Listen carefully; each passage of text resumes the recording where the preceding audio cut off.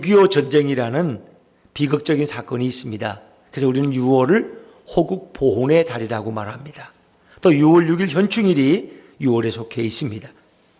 6.25라는 우리 남북의 민족 상징의 비극이 역사 속에 엄연히 존재했습니다. 사실은 이 전쟁으로 인해서 수많은 사람들이 죽음으로 내몰리기도 했습니다. 6.25 전쟁 때 남북의 사상자 합계가 500만 명이었다. 죽은 자도 있고 부상당한 자들이 500만이었습니다. 외국에서 이 전쟁에 참전했다가 죽은 종군 기자들, 또 유엔군들, 또 미군들, 이 숫자가 약 50만 명이 죽거나 부상을 입었다고 합니다. 이때 더 심각한 문제는 피난 중에, 전쟁 중에 부모가 포탄에 맞아 죽으면 그 아이는 고아가 되는 것입니다. 또 그 수많은 행렬들이 부산으로 남쪽으로 내려가다가 엄마의 손을 놓치는 순간 그 아이는 영영 고아가 돼버리고 맙니다. 그렇게 먹을 것과 입을 것이 없고 추위에 떨면서 죽어가는 고아들이 너무나 많았습니다. 그때 미국 정부는 전쟁 중에 있는 이 대한민국, 한국을 여행 금지국으로 정했습니다. 거긴 위험하다. 우리도 가끔 이렇게 외국 가면 대사관에서 이렇게 와요. 어디 나라는 위험하니까 거긴 들어가지 말라. 이런 적색 경보가 뜨는 것입니다. 근데 그때 제일 위험한 나라가 바로 대한민국이에요. 왜? 남북이 전쟁 중이었기 때문에. 그런데 그런 상황 속에서도 미국의 선교사들은 목숨을 걸고 한국에 건너왔습니다. 그리고 수십만 명의 고아들을 돌보면서 자신들을 희생한 역사의 기록이 있습니다. 그런데 사실 우리는 그 선교사들에게 제대로 고마움을 표시하지 않았습니다. 물론 일부 한국교회는 선교사들에게 고마움을 표시하기도 했지만 그 선교사들을 파송한 미국 교회와 미국 성도들에게 고맙다고 표현한 사람은 사실 아무도 없습니다. 그 선교사들을 파송한 미국 성도들의 수많은 선교 헌금, 거기에 대해서 우리 한국교회 성도들은 미국 교회를 방문해서 그들의 손을 잡고 너무 고마웠다고 그렇게 표현한 일은 거의 없습니다. 선교사들에게 고맙다고 말한 것이 거의 감사의 전부였습니다. 한국의 수많은 고아들은 한국 정부가 손 놓고 있을 때 미국 성도들이 돈을 모았습니다. 한국 고아들을 한국 정부가 도저히 돌아볼 여력이 없고 어찌 보면 그들을 버렸을 때 미국 성도들은 선교사들을 한국의 그 위험한 곳에 파송했습니다. 한국 고아들을 한국 정부가 배고픔과 추위 속에서 외면했을 때 미국 성도들은 눈물로 고아들을 위해서 기도했습니다. 전쟁 중이고 생명을 보장할 수 없는 그 한국으로 선교사들을 보내서 고아들의 눈물을 직접 닦아 주었고 고아들의 배고픔을 직접 해결해 주었고 고아들의 외로움을 직접 껴안아 주었습니다. 그러나 그 이후에도 한국교회와 성도 또 한국 정부는 아무도 미국의 기독교인들에게 감사하다고 표현한 일은 없습니다. 고마움을 표현한 일도 없습니다. 어찌 보면 이것이 인생의 모습입니다. 위급할 때는 큰 도움을 받아도 정작 위기에서 벗어나면 그것을 기억하고 감사의 말을 전하는 자는 극히 드물다는 것입니다. 10명의 나병 환자가 예수님 말씀을 듣고 세상에 가다가 병이 고침받았지만 그들 중에 단 한 명 사마리아인만이 달려와서 예수님께 무릎 꿇고 엎드려 감사를 표현했습니다. 예수님 말씀하십니다. 10명이 나음을 입었는데 어찌하여 너 한 사람만 나에게 와서 감사하느냐라고 예수님이 질책하십니다. 이것이 바로 오늘 인간의 모습이 아니겠습니까? 이 세상에서 위급할 때 직접 도움을 준 미국 성도들을 아무도 기억하지 않습니다.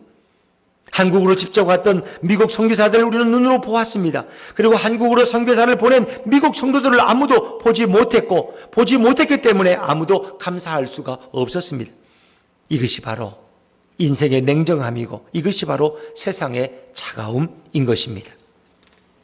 오늘 우리가 본문의 말씀으로 돌아오면은 고린도 교회는 바울과 아볼로가 목회했던 교회였습니다. 심지어 일찍이 베드로가 성령 충만을 입고 길거리 나가서 회개를 촉구할 때 하루에 3,000명, 하루에 5,000명씩 예수 믿고 돌아올 때 그때 그 자리에 있었던 이들도 고린도 교회에서 신앙생활을 하고 있었을 것입니다. 어찌 보면 그들은 예수님을 믿기로 작정한 신앙의 용사들이었고 교회 중에 교회가 바로 고린도 교회였습니다. 고린도 교회의 열정과 헌신은 그 지역의 초대교회의 많은 교회들에게 굉장한 모범이 되었습니다. 그런데 고린도 교회는 역시 문제가 있었습니다. 그들의 문제점은 헌신이 없어서, 열정이 없어서 생긴 문제가 아닙니다. 너무나 열심을 과도하게 내어서, 너무나 헌신적이어서 생긴 문제였습니다. 고린도 교회는 그들이 따르는 멘토를 따라서 자연스럽게 갈라져 있었습니다. 고린도 교회는 말이 어눌하지만 능력과 지식이 많아서 큰 영향을 끼친 바울이 설교하는 교회였습니다. 또한 말과 성경에 능한 아볼로, 학자인 아볼로가 계열의 말씀을 전하는 교회였기 때문에 교인들은 자연스럽게 아볼로파와 바울파로 양분되게 되었습니다. 교인들은 이 두 계열로 나눠져서 서로 자신들의 우월함을 은근히 자랑하고 은근히 뽐냈던 교회가 고린도 교회였습니다. 고린도 교인들 중에는 바울과 아볼로가 각각 설교할 때 더 많이 은혜를 받는 자가 자연스럽게 생각났습니다. 고린도 교인들이 아볼로와 바울의 설교를 들었을 때 더 은혜를 받게 되면 그 목회자를 더 좋아하고 더 따르게 됩니다. 제가 직전에 정기된 교회에서는 부목사님들이 한 5명, 때로 많을 때 6명까지 있어요. 그러면 이제 신방을 교인들이 요청할 때 담임 목사가 가지 못하면 꼭 교인들이 그래. 목사님, 우리 집의 신방은요, 어느 목사님을 보내주세요. 김 목사님을 보내주세요. 난 그분이 설교가 은혜가 돼요. 이런. 그러니까 많은 부목사님들이 돌아가면 설교하지만 교인들 중에는 호불호가 있다는 거예요. 저 목사님 말씀은 졸음도 안 오고 내게 아주 은혜가 돼. 근데 어떤 목사님이 설교하면 자꾸 졸음이 오고 나는 왠지 거부감이 생겨. 그래서 교인들은 자기가 좋아하는 목사님을 자연스럽게 따르게 됩니다. 이거는 큰 교회에서는 어쩔 수 없는 현상입니다. 표현을 안 할 뿐이지 마음속으로는 다 자기가 좋아하고 또 자기가 싫어하는 그런 정도의 목회자들이 어떤 구분되게 된다는 것입니다. 고린도 교회도 마찬가지입니다. 어떤 분들은 바울이 설교할 때 은혜를 받았어요. 난 바울 선생님 설교가 너무 좋아. 그런가 하면 어떤 분들은 나는 아볼로 목사님이 설교할 때 가슴이 뜨거워졌어. 난 아볼로 목사님이 더 좋은 것 같아. 이 자연스럽게 그들은 이렇게 바울 계열과 아볼로 계열로 나눠지게 됐어요. 바울에게 은혜를 받은 자는 바울을 더 사랑하게 되고 바울을 더 자랑하게 되었습니다. 그러나 바울이 설교할 때 마음의 상처를 받고 바울이 목회할 때 바울과 충돌한 고린도 교인들은 바울을 안 좋게 여기기 시작했습니다. 또한 아볼로가 열정적으로 설교할 때 아볼로에게 은혜를 많이 받은 자들은 아볼로를 좋아하게 되었습니다. 그러나 아볼로에게 꾸지람을 듣거나 설교를 제대로 이해하지 못한다고, 성경을 그렇게 모르냐고 면박을 당한 자는 결국 아볼로를 싫어하게 되고 오히려 바울을 더 좋다고 말하게 되었습니다. 고린도 교인들은 자신들의 취향과 형평과 관계에 따라서 아볼로 계열과 바울 계열로 나눠지게 됩니다. 어찌 보면 이것은 당연히 고린도 교회가 큰 교회이고 걸출한 설교자들이 설교했고 많은 성도가 있었기 때문에 이것은 자연적인 현상일 수도 있습니다. 그렇기 때문에 고린도 교인들은 어떤 목회자들 중에서 좋아하는 자가 싫어하는 자가 자연스럽게 생겨났고 이것은 당연한 현상입니다. 이것을 분쟁이라고 말하면 안 될 것입니다. 누구를 더 좋아하는 것이 잘못이라고 말할 수는 없기 때문입니다. 우리가 조금 생각을 바꿔보면 하나님께서 처음 천지를 창조할 때 마지막 6째 날 아담과 하와를 창조하셨습니다. 그런데 아담과 하와를 만드실 때 아담은 눈에 보이는 것만 보고 판단하는 자가 아니라 그 하나님이 창조하신 이면의 배후의 뜻과 진리와 섭리까지도 볼 수 있는 영안을 갖춘 인간으로 아담과 하와를 창조했다는 것입니다. 아담에게 보이는 모든 것에는 그 이면에 하나님의 의도가 있고 그 내면에 하나님의 역사가 있고 하나님의 섭리가 있다는 것을 알도록 창조해 주셨습니다. 그래서 아담은 모든 것을 볼 때 겉만 보고 판단하는 자가 아니었습니다. 아담은 하나님의 보이지 않는 뜻과 섭리를 잘 이해하도록 창조된 자입니다. 아담에게는 육적인 눈만 있는 것이 아니라 영적인 눈이 있었습니다. 제가 2부 예배 때 11시 예배 때 그런 말씀 드렸어요. 우리가 어릴 때 많이 들은 그런 재미있는 이야기죠. 좀 슬픈 이야기도 합니다만 이 초등학교 아이들이 학교에 나옵니다. 근데 선생님이 수업을 시작하려는데 맨 앞에 앉은 조그만 아이가 얼굴이 뻘게 가지고 의자에 앉아 있는데 책상에. 근데 그 아이가 첫 시간부터 졸기 시작합니다. 선생님 몹시 괴치만 저놈은 밤에 잠도 안 자고 뭐 했길래 저렇게 졸기만 하고 얼굴은 좀 붉은 게 왜 저래? 그래서 불러가지고 보니까 애 입에서 냄새가 술 냄새가 나는 거예요. 너 이놈 조그만 놈이 아침부터 술 마시고 교회 학교 와서 졸기만 하느냐고 꼬지람을 치고 벌을 세웠습니다. 그러나 나중에 그 아이의 집을 방문하니까 아버지는 이미 가출해서 돌아오지 않고 엄마는 남의 집에 가 일해주는데 특별히 어떨 때는 양주장에 가서 일하고 거기서 조금 임금을 받고 그 양주장에 그 술찌꺼기를 가지고 와서 그거를 말려가지고 먹는다는 게 때로. 근데 어떤 날은 아이가 학교를 오는데 먹을 게 없으니 배고프고 그 술찌꺼기를 먹고 오면 아이가 연약하니까 그냥 얼굴이 벌게 가지고 이렇게 오는. 그러니까 술 취해가지고 오는 거예요. 비틀비틀. 그리고 조는 거예요. 여러분, 선생님은 그 아이의 겉만 보면 얼마든지 꾸짖고 혼낼 수 있어요. 그러나 그 아이의 가정의 배경을 이해한다면 그 아이를 절대로 꾸짖을 수가 없는 겁니다. 여러분, 이것이 바로 영적인 영안이 열린 성도의 모습입니다. 우리는 육적인 눈만 가지고 있으면 보이는 대로 판단합니다. 목사님은 왜 저러지? 장로님은 왜 저러지? 저 집사님은 저렇게 왜 옷을 입고 다니지? 저분은 왜 밥 먹을 때 저렇게 쩍쩍 소리를 내지? 우리는 늘 그걸 가지고 판단합니다. 그러나 그 사람의 내면을 볼 수 있다면, 우리는 그를 충분히 그럴 수밖에 없는 상황을 깨닫는다면 우리는 그를 평가하는 가치관이 다를 것입니다. 어찌 보면 이 아담과 하와는 그런 영적인 눈을 하나님부터 부여받은 사람들이었습니다. 그런데 문제가 있습니다. 어느 날부터 아담과 하와는 보이지 않는 하나님보다 보이는 세상을 더 사랑하게 됐습니다. 아담과 하와는 보이지 않는 하나님보다 이 세상이 더 좋아지기 시작했습니다. 죄는 그렇게 시작됐습니다. 하나님이 금하신 선악과를 그들은 계명을 어기고 따먹었습니다. 인간은 타락을 경험하게 되고 죄가 들어왔습니다. 죄가 들어오는 순간 아담과 하와의 영적인 눈은 어두워지고 타락한 후에 그들은 실명이 되었어요. 영적 소경이 됐어요. 육신의 눈은 뜨여 있지만 영적으로 그들은 눈이 감긴 맹인이 되고 말았다는 거죠. 영적인 소경이 된 후에 아담과 하와는 부부싸움이라는 생소한 사건을 자주 경험하며 살게 됩니다. 왜? 겉만 보고 판단하니까. 아내는 왜 저렇게 저럴까? 남편은 왜 저렇게 말할까? 그 내면을 보지 못하기 때문에 우리는 늘 작은 일도 심각하게 서로 대결하는 것입니다. 타락한 인간은 더 이상 보이지 않는 하나님이 없다고 주장하게 되었습니다. 하나님이 보이지 않게 모든 만물을 주관하시고 모든 만물을 다스리고 있지만 더 이상 그것을 깨닫지 못하기 때문에, 더 이상 그것을 볼 수 없기 때문에 그건 하나님이 없다고도 말합니다. 이제 예수님께서 여러 선지자들에게 여러 모양으로 나타나셔서 말씀을 해도 타락한 인간들은 그것이 하나님의 말씀인 줄 몰랐습니다. 오히려 그 선지자가 자기 생각, 자의로 말하는 줄로 알고 그 하나님의 선지자를 욕하고 때리고 무시하는 극악무도한 죄를 짓게 되었습니다. 이스라엘 역사 속에 수많은 선지자들이 돌에 맞아 죽었고 매를 맞아 죽었어요. 너가 거짓말을 하느냐? 그러나 그 선지자들은 하나님의 명령을 대언한 것밖에 없어요. 에레미야는 뭐라 그래? 나는 아이라 말할 줄 모른다. 나는 이제 예언하는 게 너무 힘들다는 거. 왜? 그것만 예언하는, 하나님 때만 전하면 매를 맞고 감옥에 갇히고 돌에 맞거든. 사람들은 그것이 선지자의 말이 아니라 하나님의 말씀이라는 걸 몰랐어. 왜? 그들은 육적인 눈밖에 없었기 때문인 거죠. 이제 타락한 인간들은 영적으로 완전히 어두운 소경으로 살아가게 되었습니다. 여러분, 그 당시 고린도 교회는 큰 교회였습니다. 걸출한 사역자들이 거기서 목회했습니다. 그리고 그들의 엄청난 영향력 때문에 그들을 따르는 추종자들이 생겼습니다. 바울 나름대로 인기가 있었어요. 아볼로 나름대로 인기가 있었어요. 여기까지는 좋은 현상입니다. 그런데 그 따르는 자들끼리 분립과 대립이 일어나게 됐어요. 그들은 분쟁합니다. 분쟁의 핵심은 자신들이 좋아하는 지도자가 더 우월하다는 것입니다. 아볼로에게 지적당한 성도들은 바울을 좋아하고 바울에게 지적당한 성도들은 아볼로를 좋아하는 편당 현상이 고린도 교회에 자연스럽게 생기기 시작했습니다.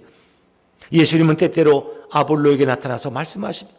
예수님은 때때로 바울에게 나타나서 말씀하셨는데 바울과 아볼로는 성격이 다르고 사역의 스타일이 다르고 대인관계 스타일이 다르고 리더십의 스타일이 달랐기 때문에 교인들은 그 둘을 다르게 보았습니다. 여러분, 그런 것이 다르더라도 예수님은 얼마든지 바울과 아볼로의 성격과 스타일에 따라서 역사하시는 분이었습니다. 예수님은 여러 사람들의 다양한 스타일에 따라서 고린도 교인들에게 골고루 영양분을 공급하고 그들이 결핍함이 없도록 다양하게 먹이시고 양육해 주셨습니다. 그러나 고린도 교인들은 그렇게 바울과 아볼로를 통해 역사하시는 그 예수님의 역사는 보지를 못했습니다. 단지 아볼로와 바울만 보았다는 것입니다. 아볼로의 마음, 아볼로와 바울을 움직이게 하시는, 사역하게 하시고 말씀하게 하시는 그 예수님의 역사는 도무지 볼 수가 없었습니다. 왜? 그들은 영안이 닫혀 있었기 때문입니다. 그들은 각각 자기가 좋아하는 목회자들을 중심으로 편당과 분쟁을 당연하게 일으켰습니다. 고린도 교인들의 잘못은 사람은 볼 줄 알고 사역자는 볼 줄 알지만 영안이 없어서 바울을 통해 역사하시는 예수님을 보지 못했고 아볼로를 통해 역사하시는 예수님을 볼 수가 없었습니다. 이 문제는 비단 초대교회 문제만이 아니라 오늘 우리들의 문제이기도 한 것입니다. 고린도 교인들의 가장 큰 문제는 영안이 없었기 때문에 어떤 사람을 움직이고 어떤 사람을 통해 역사하시는 그 예수님을 볼 수가 없어서 서로 잘났다고 분쟁하는 죄악을 저질렀습니다. 예수님을 볼 수가 없어서 사람의 겉만 보는 미련한 분쟁에 그들은 휘말리기 십상이었습니다. 예수님은 부활 승천을 하신 후에 지하들을 통해 역사하고 사역하기를 기뻐하셨습니다. 그래서 12지자를 통해서 그들이 예수님 대신 일하도록 했습니다. 지하들은 자신들의 이름으로 사역한 것이 아니라 예수님의 이름으로 사역하였고 예수님의 능력으로 사역한 줄로 믿습니다. 이것은 지하들의 역사가 아니라 바로 예수님의 역사입니다. 그것은 베드로의 능력이 아니라 예수님이 베드로에게 부어준 능력으로 베드로는 병자를 치료했습니다. 그들의 말씀의 능력은 바로 예수님이 그들의 입에 담아주신 하나님의 말씀이었습니다. 고린도 교인들은 영안이 없어서 사람의 겉만 보았고 그 안에서 역사하시는 예수님을 전혀 보지 못했기 때문에 서로 분쟁을 일으키곤 했습니다. 이 분쟁은 바로 영적 소경들의 분쟁이었고 싸움이었습니다. 예수님을 보지 못하는 자들이 교회에 모이면 교회는 늘 분쟁으로 얼룩지게 됩니다. 예수님은 때때로 바울을 통해서 때때로 아볼로를 통해서 역사하시고 말씀하십니다. 여러분, 예수님은 어떤 분이십니까? 예수님은 하나님과 동등한 신적 존재인 것을 믿으시길 바랍니다. 그래서 예수님은 성자 하나님이십니다. 삼위일체 하나님은 각각 그들의 신성과 능력이 계급적인 어떤 차등 관계가 있는 것이 아닙니다. 인간들이 하나님을 어떻게 섬겨야 되는지 이미 다 잊어버리고 살았기 때문에 제2격이신 성자 하나님은 인간의 몸을 입고 이 땅에 오셔서 우리가 하나님을 어떻게 섬기고 하나님을 어떻게 공경하는지를 우리에게 알려주기 위해서 이 땅에 오신 하나님이십니다. 예수님이 곧 하나님이시라는 고백은 신약 성경의 핵심이고 종교개혁주의 신학의 핵심입니다. 오늘날도 가끔 신학교에 가면은 예수님이 하나님이라는 사실을 부인하는 신학교 교수도 있습니다. 예수님이 철저한 인간으로 예수를 봅니다. 그리고 어떻게 예수가 죽었다가 부활했겠냐? 그건 헛개비를 본 거라고 주장하는 신학교 교수도 사실은 있습니다.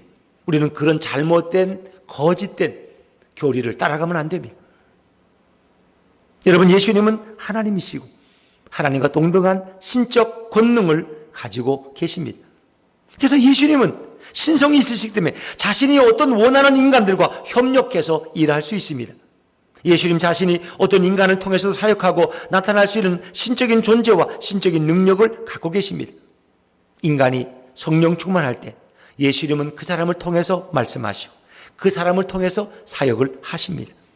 예수님의 신성은 그 누구를 통해서도 말씀하시고 그 누구를 통해서도 일하실 수 있습니다. 심지어 예수님은 바람으로도 불로도 풍랑으로도 마음대로 사역하실 수 있습니다. 우리가 구약에 보면 재미있는 얘기 있어요. 거짓 선지자 중에 이 발람이라는 자가 있어요. 이 발람은 거짓 선지자인데 돈을 받고 거짓 예언을 하는 겁니다. 거짓 예언을. 이 발락이라는 한 이웃의 왕이 이 발람을 돈을 주고 너가 이스라엘 백성을 저주하라고 시킵니다. 이 돈을 좋아하는 거짓 선지자 발람은 발락에게 돈을 받고 그리고 이제 발락에 가서 이스라엘을 저주하려고 그러죠. 그러니까 나귀를 타고 가는데 나귀가 앞으로 가지 않아요. 그러니까 나귀를 막 때려요. 그러니까 나귀만 억울하게 맞잖아요. 근데 나귀가 그냥 입이 열렸어. 그래가지고 당신의 눈에는 저 앞에 있는 예수님이 안 보이냐고, 하나님의 사자가 안 보이냐고, 내가 가기 싫어서 안 가는 게 아니라 지금 나를 막고 있기 때문에 못 가는 거라고 하면서 막 소리치. 거짓 선지자는 주님의 음성을 듣지 못했지만 예수님께서는 나귀를 통해서 이 거짓 선지자의 죄를 깨닫게 하시는 겁니다. 이 참 놀라운 거죠. 그러니까 심지어 예수님은 이런 짐승을 통해서도 하나님의 뜻을 말씀하게 역사하실 수 있는 분이 바로 우리 예수님이고 하나님인 줄로 믿습니다. 예수님은 신성이 있기 때문에 무엇을 통해서도 역사할 수 있습니다. 하물며 예수님은 사람을 통해서 얼마든지 사역하고 일하십니다. 그것은 예수님에게 있는 신적인 능력 때문에 가능한 것입니다. 예수님은 이 땅에서 사역하실 때 이미 그는 하나님을 보았고 하나님을 알았습니다. 예수님의 영광은 죄를 지은 인간처럼 어둡지 않았고 소경이 아니었습니다. 예수님은 하나님을 알 수 있는 영안으로 말씀하십니다. 예수님은 하나님의 모든 것을 다 알고 계셨고 하나님에 대한 지식이 충만한 분이었습니다. 자, 우리 요한복음 8장 38절 말씀을 자막해서 읽어볼까요? 시작. 나는 내 아버지에게서 본 것을 말하고 너희는 너희 아비에게서 들은 것을 행하느니라. 예수님은 하늘 아버지로부터 보고 들은 것을 전하고 있고, 이스라엘 백성들은 지금 너희 아비, 여기서 말하는 아비라는 건 뭐예요? 사탄과 마귀입니다. 내가 사탄과 마귀의 자식이기 때문에 너희 들은 것은 대로 행동하고 있다는 것입니다. 그 당시 종교 지도자들은 예수님이 하나님도 모르는 어떤 갈릴리 시골의 거짓 선지자인데 자기 생각대로 말하고 자기 힘으로 말한다고 생각해서 예수님은 함부로 말하는 자, 조심성 없는 자라고 그렇게 판단했습니다. 그래서 예수님이 하시는 모든 말씀은 이 종교 지도자들에게 분쟁거리가 되었어요. 예수님이 하는 모든 말들을 바리새인과 서기관들은 의심했고, 예수님이 하는 모든 말들을 거부했고, 예수님이 하시는 모든 말들을 왜곡시켰습니다. 예수님이 한마디 하면 그들은 100마디로 공격했고, 예수님을 거짓말쟁이라고 말했습니다. 예수님은 자신이 하나님으로부터 보고 들은 것을 전하셨지만 그들은 예수님이 아무것도 보지 못한 자인데 뭔가 아는 것처럼 말한다고 거짓말장이라고 면박을 주었습니다. 예수님의 심정은 얼마나 답답하고 얼마나 원통했겠습니까? 여러분, 예수님은 이 땅에 계실 때 12제자, 12사도를 택하십니다. 그들을 세우고 그들을 훈련시킨 것입니다. 왜 그럴까요? 장차 예수님이 십자가에 죽고 부활하고 승천하신 이후에 그 모든 사역을 12사도가 감당하도록 하기 위함입니다. 예수님이 이 땅에서 비록 3년 동안 공생의 기간 동안 사역을 하시고 승천을 하셨지만 예수님 자신의 사역을 누구에게? 12사도에게, 12제자에게 위임하셨습니다.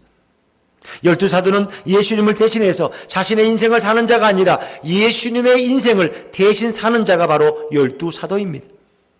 예수님은 이들을 뽑으시고 이들에게 예수님의 권능을 부어주셨습니다. 그리고 예수님이 하시던 모든 말씀을 대신 전하도록 그들을 사도로 임명하셨습니다.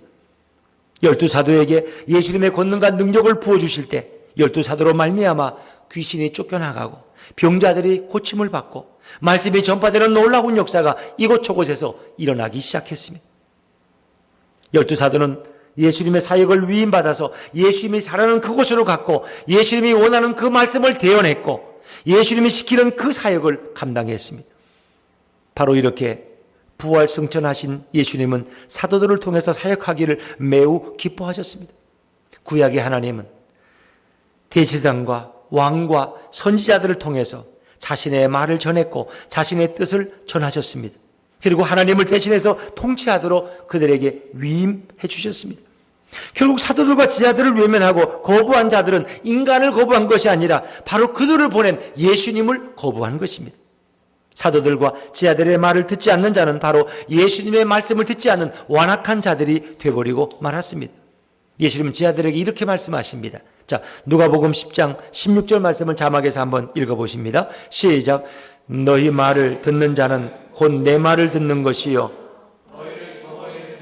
곧 나를 저버리는 것이요 나를 저버리는 자는 나 보내신 이를 저버리는 것이라 하시니라. 아멘.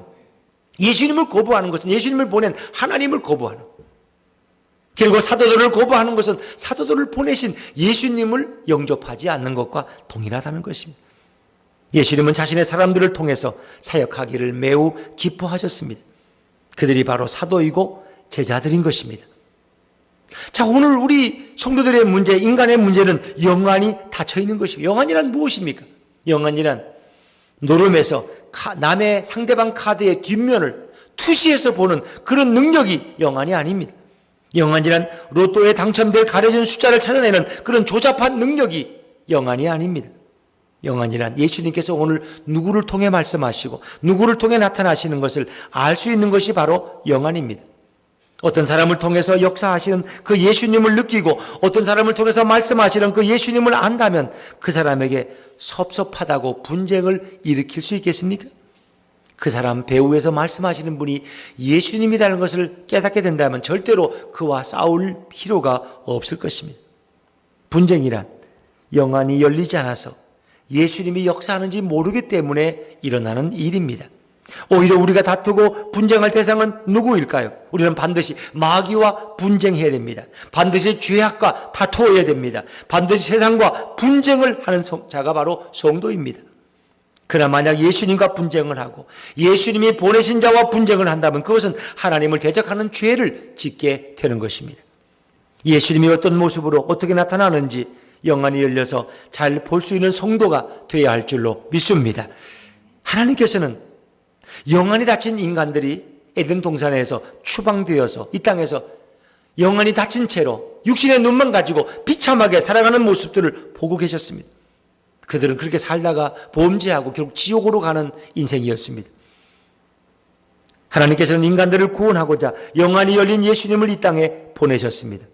바로 이것은 하나님께서 예수님을 이 땅 위에 3년 동안만 짧게 사역하도록 하신 것이 아니라 예수님이 3년 만에 승천하셨지만 오늘 예수님에게 훈련받은 12사도와 70인 씨아들을 통해서 예수님의 사역이 이 땅에서 대신 계속되도록 지속되도록 역사하신 분이 바로 하나님이십니다.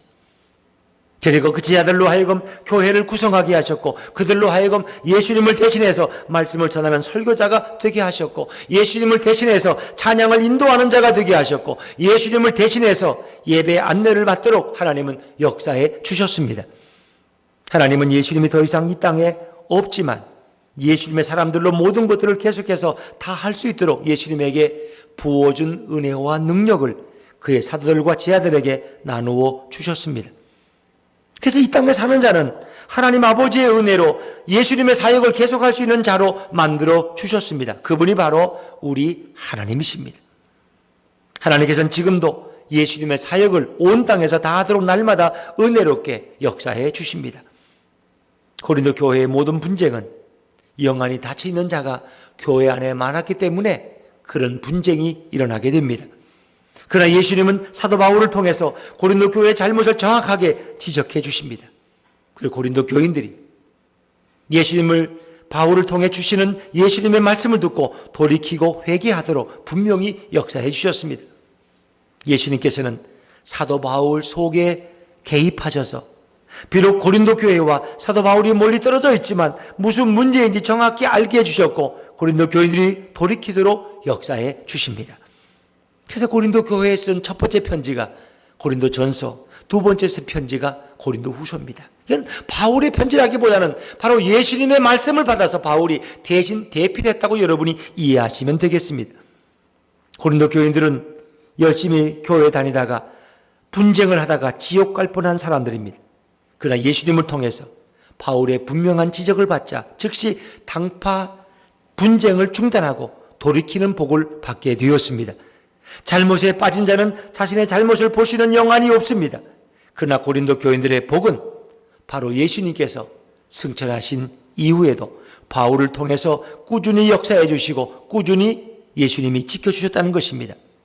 교회와 교인들은 종종 실수하고 실패하지만 예수님의 돌보심으로 인해서 결국 승리자가 될 줄로 믿습니다.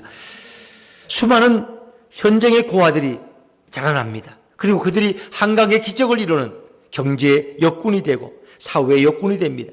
오늘날 한국의 번영은 바로 그 6.25 전쟁 때 고아로 죽어가야 될 인생들이 선교사님들의 손길을 통해서 그들의 생명을 보존하고 살았기 때문에 오늘 대한민국을 세계 6위, 7위의 수출 대국으로 만들 수가 있었던 것입니다. 우리는 언제나 그런 선교사님들에게 또 그들을 파송한 미국 교회에 감사해야 되지만 우리는 그렇게 하지를 못했습니다. 선교사를 파송한 미국 성도들이 있었고 또한 미국 성도들의 마음을 움직이는 예수님이 계신 것을 우리가 몰랐기 때문입니다. 모든 감사의 실체와 감사의 원인은 바로 예수님으로부터 시작되는 줄로 믿습니다. 미국 모든 교회를 다 다니면서도 감사하는 것보다 더 중요한 영안이 활짝 열리면 한국의 고아들을 돌보시는 바로 그 예수님을 볼 수가 있습니다. 미국 성도들을 움직이고 헌금하게 하시고 미국 젊은이들을 모아서 그들의 열정을 부어주시고 선교사로 자원하게 하신 분이 바로 예수 그리스도인 것을 믿으시기를 바랍니다. 모든 인간의 인생에 오늘도 도움을 주고 공부를 시켜주시고 직장을 주시고 배우자를 만나게 하시고 가정을 꾸리게 하신 분이 바로 예수님이십니다. 우리는 그 섭리를 인정할 줄 알아야 됩니다. 우리의 진정한 감사의 실체는 사람이 아니라 바로 예수님이십니다. 예수님께 감사하면 결국 모든 자들에게 감사한 것으로 여겨집니다. 모든 인간들이 이런 예수님께 나오지 않으면, 이런 예수님을 받아들이지 않으면 결국 자신의 힘으로 인생을 살고 있는 줄로 착각하게 되기 때문에 그들은 예수님을 업신여기고 주변 사람들과 날마다 다투는 그런 거칠은 인생이 되고 맙니다. 그러나 우리가 예수님께 나오면 자신의 주변에서 모두가 자신을 돕는 예수님의 역사를 보게 됩니다. 자신의 삶의 모든 사람들이 다 예수님의 대리자로 자기를 돕고 있는 것을 정확하게 확인할 수 있습니다. 오늘날 성도는 교회에서도, 가정에서도, 직장에서도 누군가와 다투며 분쟁을 하며 신앙생활을 하는 것을 종종 보게 됩니다. 그 수많은 분쟁은 예수님이 어디에 계시고 예수님이 무엇을 원하시는지, 예수님이 누구를 통해서 말씀하고 역사하는지 성도들이 모르게 되고 무지하게 되었기 때문에 분쟁에 휘말리게 됩니다. 우린 누군가와 늘 싸우는 인생을 오늘도 살고 있습니다. 직장에 나가서 같은 직장 동료와 다투지 않으면 가정에 돌아가서 가족과 다투는가 하면 교회에 와서 자기 생각과 다른 재직들과 다투고 의견을 내는 그런 분들도 우리는 종종 보게 됩니다. 그 당시 고린도 교회는 매우 훌륭한 교회였지만 바울과 아볼로 같은 사역자들을 외모로만 보았습니다. 그 사역자를 움직이는 예수님을 젖어보지 못했기 때문에 그들은 분쟁의 원인을 제공합니다. 오늘날 성도들도 교회에서 역사하시고 성도들 가운데 일하시는, 그리고 목회자들 가운데 역사하시는 예수님을 보지 못하고 예수님을 알지 못하면 성도들과 분쟁하게 되고 목회자들과 다투게 되고 교회에서 분쟁을 일삼는 소일거리로 인생을 허비하는 자들이 될 수 있습니다. 고린도 교인들처럼 분쟁하는 성도가 될 수 있습니다. 영적으로 맹인된 성도는 참으로 그런 불행한 길을 걸어가게 됩니다. 이제 성도들은 예수님이 누구를 통해서 자신에게 말씀하시고 예수님이 누구를 통해서 자신에게 역사하는지 분명히 알아야 합니다. 이것을 볼 수 있어야 진정으로 영적인 성도가 될 수 있습니다. 진정한 영안이 열려지게 됩니다. 부모가 따스한 사랑으로 자식을 돌보는 것은 예수님께서 그 부모를 통해서 자식을 따스하게 돌보도록 나타나서 역사하는 예수님의 돌보심 때문입니다. 부모에게는 감사할 줄 알면서 우리를 돌보시는 예수님께 감사할 줄 모르는 자는 영적인 눈이 소경되었고 영적인 눈이 닫힌 불효자이고 큰 죄인이 된 것입니다. 이제 성도는 자신의 주변에서 누군가 따스한 말로 위로해주고 권면해주면 그 사람을 통해서 말씀하시는 그 예수님을 느껴야 하고 그 예수님을 알아가야 하는 것입니다. 그렇게 되면 모든 관계가 분쟁이 아니라 모든 관계가 우정과 화해로 변해가는 것입니다. 성도란 세상이 볼 수 없고 세상이 알지 못하는 예수님을 보아야 하고 예수님을 알아가야만 합니다. 이단들은 오늘도 거짓으로 성도들을 속이고 죽이고 멸망시키려고 교회 속에 들어와서 분쟁을 일으키는 자들이 바로 거짓 이단들입니다. 그러나 예수님을 따르는 영안을 가진 성도들은 거짓 이단 목자를 따르면 안 되고 오직 참 목자이신 예수님만 따르는 예수님의 성도가 되어야 할 줄로 믿습니다. 이제 우리는 영안을 갖고 사는 자가 되어야 합니다. 눈에 보이는 드러나는 것에 겉만 눈에 나타나고 보이는 것만으로 모든 것을 판단하고 생각하는 자가 되면 인생을 망치게 되고 가장 어리석은 인생을 살게 됩니다. 이제 사도들과 지자들처럼 예수님께 쓰임받는 자가 되어서 예수님의 마음으로 누군가를 대신 위로하고 예수님의 마음으로 대신 권면해주고 예수님의 마음으로 누군가를 대신 사랑해주는 자가 바로 성도가 되어야 할 줄로 믿습니다. 그러나 반면 교회 속에는 종종 마귀의 정권대사가 되어서 마귀가 원하는 분쟁을 일으키는 마귀의 하수인이 되는 자들도 있습니다. 이제 우리는 예수님의 정권대사가 되어야 합니다. 그래서 예수님이 원하는 위로의 따스한 말과 권면의 올바른 말과 따스한 사랑의 말로 누군가에게 힘을 주고 누군가를 일으켜 세우고 누군가를 다시 높여주는, 그래서 예수님이 마음껏 사용하시는 그런 성도가 되어야 할 것입니다. 우리가 예수님을 대신해서 남편은 아내에게 따스한 위로의 말을 전해줄 수 있습니다. 우리가 예수님을 대신해서 아내는 남편에게 감사의 말을 해줄 수 있습니다. 우리가 예수님을 대신해서 자녀들에게 용기의 말을 던져줄 수 있습니다. 만약 누구든지 마귀의 정권대사가 되어서 분쟁을 일으키고 애매하게 성도들을 괴롭히면 예수님은 그런 자를 고린도 교회보다 더 심하게 꾸짖고 환난 가운데 집어던지며 회개할 때까지 그 영혼을 내리누르고 삶을 깨트리고 육체를 깨트려서라도 회개하고 돌아오도록 무섭게 역사하시는 분이 바로 예수님이십니다. 그러나 우리가 마귀의 분쟁이 아니라 예수님의 화해와 예수님의 사랑의 도구로 사용되게 된다면 우리는 예수님을 대신하는 큰 영광을 얻게 될 것입니다. 예수님은 자신의 영광을 드러나게 한 성도에게 영원한 천국에서 빛나는 축복을 주십니다. 그리고 이 땅에서 예수님이 항상 복주는 인생을 살게 됩니다. 그런 성도에게 예수님은 권세와 능력과 복으로 채워주십니다. 이 땅에서 마음껏 누리며 마음껏 행복하도록 마음껏 축복해 주시는 분이 바로 우리 예수님인 줄로 믿습니다. 그분이 가난하게 되신 우리를 부욕해 하기 위함이라고 했습니다. 예수님은 온 우주의 주인이십니다. 부도 내 것이요 은도 내 것이요 금도 내 것이라고 그분은 말씀하십니다. 예수님의 마음을 가장 잘 알고 그분의 마음을 기쁘게 하는 자에게 예수님은 아낌없이 부어주시는 분이 바로 우리 주님이십니다. 세상에서 가장 존귀한 자는 예수님처럼 사는 자입니다. 이런 사람은 온 우주보다 더 귀하고 온 우주보다 더 값진 인생을 살아갈 수 있습니다. 이렇게 정말 영안이 열리고 싶다면 우리가 마음으로 소원한다고 영원히 열려지는 것이 아닙니다. 영안이 열려서 예수님을 볼 수 있는 놀라운 능력을 얻고 놀라운 권세를 얻고 또 예수님의 정권대사가 되는 남은 그런 인생을 살고 싶다면 어떻게 될까요? 우린 주일만이 아니라 수요일이든 새벽기도이든 한 번도 주님 앞에 두 번도 주님 앞에 나오기를 힘쓰는 성도가 되어야 할 것입니다. 예배 나와서 기도하며 소경의 눈을 열어달라고 영안을 열어달라고 간절히 부르짖어야 할 것입니다. 여러분, 영안은 저절로 열리는 법이 없습니다. 영안은 세월이 흐른다고 열리지 않습니다.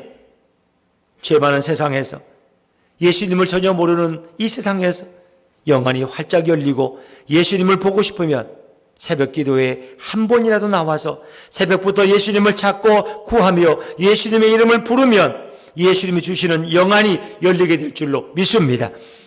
영안이 열리려면 예수님처럼 기도해야 됩니다. 예수님이 하나님을 찾듯이 우리도 예수님을 간절히 그분께 부르짖어 기도하면 우리의 건강도 회복되고 우리의 부채도 더 이상 늘어나지 않고 자식들도 정신 차리고 살아가게 될 것입니다. 자신의 주변에 온통 예수님의 흔적을 매일 발견하고 예수님을 볼 수 있는 그 기쁨으로 신나고 즐거운 인생을 살게 될 것입니다. 그래서 우리는 만나면 세상 얘기할 것이 아니라 지난 주간 예수님은 내게 이렇게 역사하셨습니다. 예수님은 어제 내게 이렇게 말씀하셨습니다. 우리는 예수님이 내게 역사하신 그 간증들을 나누는 자리로 풍성한 자리가 될 것입니다. 집이 멀어서 매일 새벽기도 나오기 어려운 분들도 생각보다 많습니다. 가까운 교회 나가셔도 좋고 일주일에 하루 이틀만이라도 시간을 내어서 나오시면 더욱 좋을 것입니다. 우리 교회 어떤 성도님은 아침에 출근을 1시간, 1시간 반씩 멀리 출근해. 그러니까 그분은 새벽기도 평일에 못 나와요. 그럼 어떻게 하냐? 토요일 날은 출근 안 하니까 토요일 새벽기도에는 빠지지 않고 나옵니다. 그날 하루만이라도 주님의 음성을 듣고 그리고 기도하기를 원합니다. 그래서 자기 믿음을 지켜나가고 영안이 열리기를 소원하는 것입니다. 여러분들, 우리가 새벽기도 이렇게 하루를 나오든 이틀을 나와도 그 새벽기도 모든 설교 말씀은 이제 토요일 되면은 다 홈페이지에 올라가기 때문에 우리는 언제든지 또 그 말씀을 통해서 그 말씀의 은혜를 이어갈 수 있다는 것입니다. 새벽에 기도함으로 정말 예수님을 보는 눈이 열리게 되면 예수님께서는 나 자신을 위해서 일하고 역사하고 계시는 것을 우리는 경험할 수 있게 됩니다. 예수님께서 우리의 영안을 열어주셔서 우리를 보호하시려고 천군 천사를 보내서 둘러 친친 것을 우리에게 구체적으로 보여주십니다. 자, 우리 열왕기야 6장 17절 말씀을 같이 자막에 읽어볼까요? 같이 읽죠. 시작. 기도하여 이르되 여호와여 원하건대 그의 눈을 열어서 보게 하옵소서 하니 그가 보니 불말과 불병거가 산에 가득하여 엘리사를 둘렀더라. 아멘. 우리는 이 말씀의 배경을 조금 이해하셔야 됩니다. 아람과 이스라엘은 이 국경을 같이 두고 있습니다. 아람이 늘 이스라엘을 공격해요. 그런데 어느 날 이렇게 아무도 모르게 전략을 짜고 한밤중에 기습 공격을 하려고 계획을 짜고 군대를 이동하면 이스라엘 군대는 어떻게 알았는지 그 자리를 미리 지키고 있다는 거예요. 그러니까 번번이 아람의 공격은 좌절됩니다. 어느 날 아람의 왕이 의심이 생겼어요. 분명히 우리가 이렇게 장군들과 전략회의를 비밀방에서 했는데 어떻게 이스라엘이 어떻게 알고 무슨 도청기를 설치한 것도 아니고 어떻게 그 자리에 와 지키고 있냐 말이에요. 이건 귀신이 곡할 노릇이다. 분명 우리 중에 이중첩자가 있다. 우리의 회의를 이스라엘 왕에게 전하는 자가 있다. 그 자를 색출하라는 거예요. 그러니까 한 장군이 나와서 말해요. 왕이시여, 그렇지 않습니다. 우리는 전하는 스파이 간첩이 없습니다. 단 이유가 있습니다. 이스라엘은 엘리사라는 위대한 선지자가 있는데 그는 왕이 침상에서 부인과 속삭인 것도 다 듣는 자입니다. 그는 영안이 열렸고 영적 귀가 열린 자이기 때문에 우리 왕이 무슨 전략을 세워도 무슨 계획을 세워도 그는 이미 다 알고 있습니다.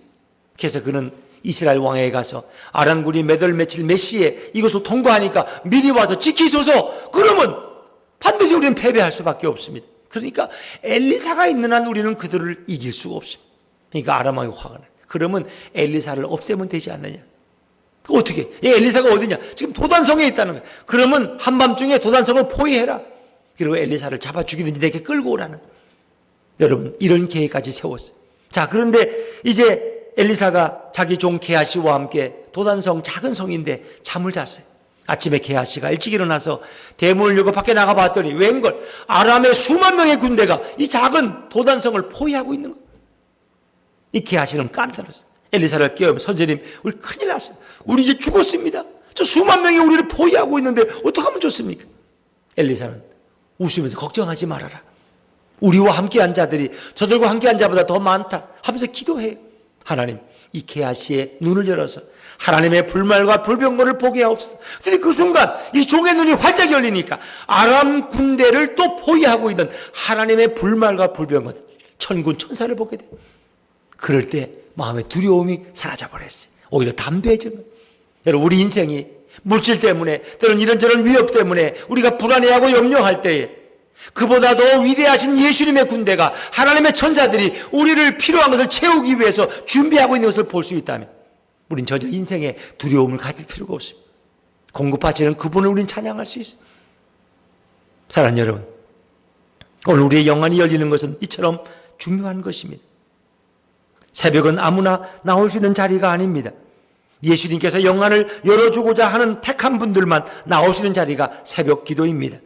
정말 여러분의 인생에 새벽이란 전혀 생각지도 않았던 나 같은 사람이 새벽에 나간다는 건 있을 수가 없어 라고 생각했던 그 금기를 깨버리고 내가 매일 못 나가지만 일주일에 한 번은 한 번 나갈 수 있을 거야. 이렇게 해서 여러분 새벽에 그 조용한 시간에 주님을 찾아보지 않으시겠습니까? 예수님을 찾고 구하는 자에게 예수님이 무엇인들 주고 싶지 않겠고 무엇인들 보여주고 싶지 않겠습니까? 엄청난 복을 주님은 기쁘게 우리에게 부어 주실 것입니다.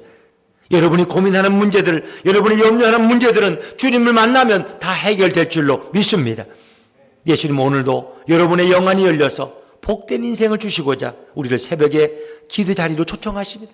이것은 여기 있는 이영모 목사의 말이 아니라 바로 주님의 음성이고 하나님의 음성으로 받아들 수 있기를 바랍니다. 오늘도 우리를 초청하시는 이 주님의 음성을 듣고 이 은혜 안에 거하시는, 오늘도 살아서 역사하시는 예수님을 우리의 삶 속에서 경험하고 눈을 열어 그분의 역사를 확인하고 볼 수 있는 하나님의 신령한 영적 교인들이 다 되시기를 주 이름으로 축원합니다. 축원합니다. 우리 말씀 생각하면서